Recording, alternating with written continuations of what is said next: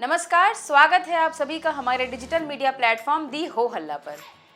तो भैया, Paris Olympic finally खत्म हुआ।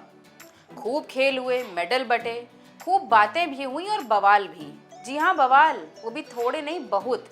अब सब निपट गया तो बुराई क्या ही करना, लेकिन क्या करें, मन नहीं मानता बिना परपंच करे। तो आइए आपको भी बताते हैं पेरिस ओलंपिक की कुछ ऐसी ही बातें जिनको लेकर पूरे ओलंपिक में खूब रायता फैला। तो सबसे पहले बात करते हैं इटली के स्विमर थॉमस सेकंड के बारे में।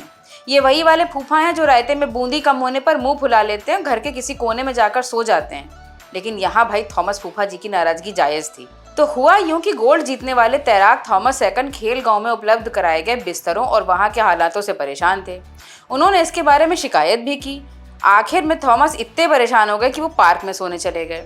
इसके अलावा दुनिया के सबसे खूबसूरत और आधुनिक शहर पेरिस में खिलाड़ियों को ढंग से खाने को भी नहीं मिला।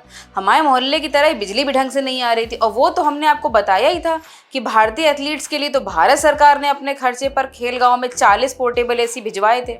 बताओ कैसी कैसी दिक्कतें और कहने को हैं यूरोपियन देश। अच्छा, ऑर्गेनाइजर भी एकदम अतरंगी तर्क लेकर आए थे। उनका कहना था खेल गांव के कमरे ऐसे बनाए गए कि वहां नेचुरल हवा आएगी, एसी की जरूरत ही नहीं।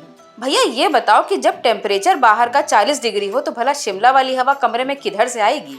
और सुनो, हम यहाँ बिना मतलब परेशान रहते कि गंगा मैली हो गई, जमुना जी का पानी सही नहीं है। भैया वहाँ भी यही हाल है।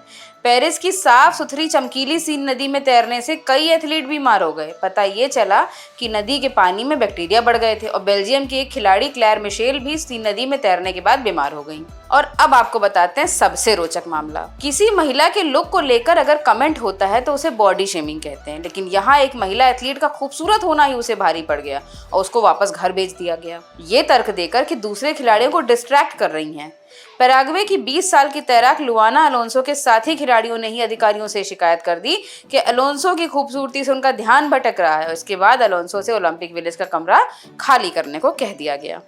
तो ये थी पेरिस ओलंपिक की गाथा। ऐसे ही और जानकारियां, किस्से, कहानियां देखने, सुनने, जानने के लिए जुड़े रहिए दी हो हल्ला के साथ।